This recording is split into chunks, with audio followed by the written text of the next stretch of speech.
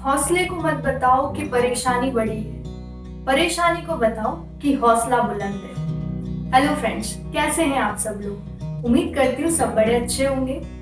दोस्तों, हम सबकी लाइफ में कभी ना कभी कहीं ना कहीं ऐसी सिचुएशन आती है जब हमें लगता है कि हमारे साथ जो भी हो रहा है वो बहुत गलत हो रहा है, जो भी हो रहा है वो बहुत बुरा हो रहा है और इससे ज्यादा बुरा किसी के साथ नहीं हो सकता है। हम हिम्मत हार जाते हैं और कभी कभी कुछ लोग कुछ गलत कदम भी उठा लेते हैं। दोस्तों, आज मैं आप लोगों को एक ऐसी स्टोरी बताने जा रही हूँ जिसे सुनने के बाद आपको लगेगा कि जब तक हम ना चाहें हमारे साथ कुछ भी गलत नहीं हो सकता है। जब तक हमारे हौसले बुलंद है, कोई भी परेशानी हमारा कुछ भी नहीं बिगाड़ सकती है। एक ऐसी लड़की की कहानी जिसने कुछ ऐसा कर दिखाया जो लोगों के लिए यकीन करना इम्पॉसिबल था। अरुणिमा सिन्हा, जो नेशनल वॉलीबॉल प्लेयर थी, भारत के उत्तर प्रदेश में इनका जन्म हुआ। एक दिन ये ट्रेन से ट्रैवल कर रही थी। कुछ लुटेरों ने इनकी सोने की चेन खींचने की कोशिश की। स्पोर्ट्स पर्सन थी, इन्होंने अपोज किया। अपोज करने के कारण उन लुटेरों ने इन्हें चलती ट्रेन से बाहर फेंक दिया। और बदकिस्मती ऐसी थी, जब इन्हें बाहर फेंका गया, पास के ट्रैक से एक और ट्रेन आ रही थी और ये सीधा उस ट्रेन से जाके टकराई। और जब ये ट्रेन से टकरा के गिरी, इनके पैर कट चुके थे। रात भर ट्रैक पे पड़ी रही, मदद के लिए चिल्लाती रही, किसी ने नहीं सुना। रात भर में इनके चारों तरफ से लगभग 40 ट्रेन गुजर चुकी थी। ट्रैक के चूहे इनके कटे हुए पैर तक उतरने लगे थे। जैसे तैसे रात निकली, सुबह हुई, आसपास के लोगों ने देखा, हॉस्पिटल पहुंचाया।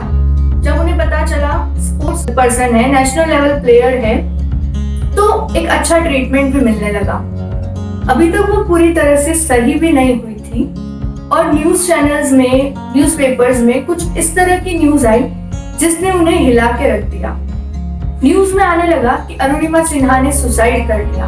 उन्होंने ट्रेन से कूदकर आत्महत्या करने की कोशिश की। एक लड़की जिसे नहीं पता था वो कभी पलंग से उठ भी पाएगी या नहीं, वो चल भी पाएगी या नहीं, उनके लिए तरह तरह की बातें की जा रही थी। तब उन्होंने सोचा कि मैं कितना भी चीखूंगी, चिल्लाऊंगी, सच्चाई बताने की कोशिश करूंगी, वो सब तक नहीं पहुंच पाएगी। मुझे कुछ ऐसा करना है जिससे लोग मुझे पहचाने, मेरी सच्चाई को पहचाने। और तब उन्होंने कुछ ऐसा करने का सोचा जो शायद कोई पागल ही सोच सकता था, बिकॉज वो इम्पॉसिबल था। उन्होंने सोचा कि उन्हें माउंट एवरेस्ट फतेह करना है। एक लड़की जिसका एक पैर नकली था, दूसरे पैर में रॉड लगी थी, पीठ की हड्डियां टूट चुकी थी, उन्होंने सोचा कि उन्हें माउंट एवरेस्ट फतेह करना है। अगर वो ये बात किसी को बताती भी तो वो उन्हें पागल ही समझते, क्योंकि नॉर्मल इंसान के लिए भी माउंट एवरेस्ट चढ़ना बहुत बड़ी बात होती है और उनका तो एक पैर ही नहीं था। पर उन्होंने सोचा और वो हॉस्पिटल से सीधा ट्रेनिंग के लिए गई। 2 साल की माउंटेनिंग की उन्होंने ट्रेनिंग की और फिर माउंट एवरेस्ट पे चढ़ाई शुरू की।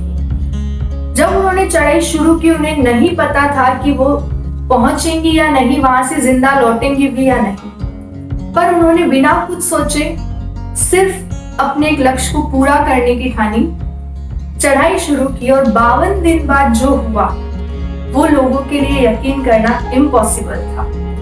After 52 days she was on the top of the Everest। वो दुनिया की पहली विकलांग महिला बन चुकी थी जिन्होंने एवरेस्ट फतेह किया था।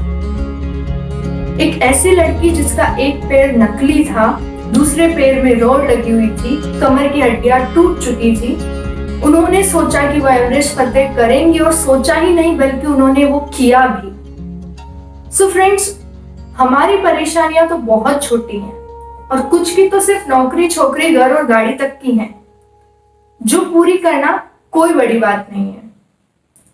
इसीलिए कहते हैं कि अगर शरीर विकलांग हो तो कोई दिक्कत नहीं है, लेकिन अगर आपकी सोच विकलांग हो गई तो वो बड़ी परेशानी है। दुनिया में कोई भी ऐसी समस्या नहीं है जो हमारी मन की शक्ति से ज्यादा शक्तिशाली हो। इसीलिए अपने आप से कभी ये मत कहो कि मेरे साथ गलत हुआ। हमेशा ये कहो कि मेरे साथ गलत इसीलिए हुआ ताकि मैं कुछ अच्छा कर सकूं, कुछ बड़ा कर सकूं। Always believe in yourself because you are the only who can make or break your life। अपनी लाइफ की कहानी खुद लिखो। Thank you for watching। अगर पसंद आए तो do like, subscribe and share.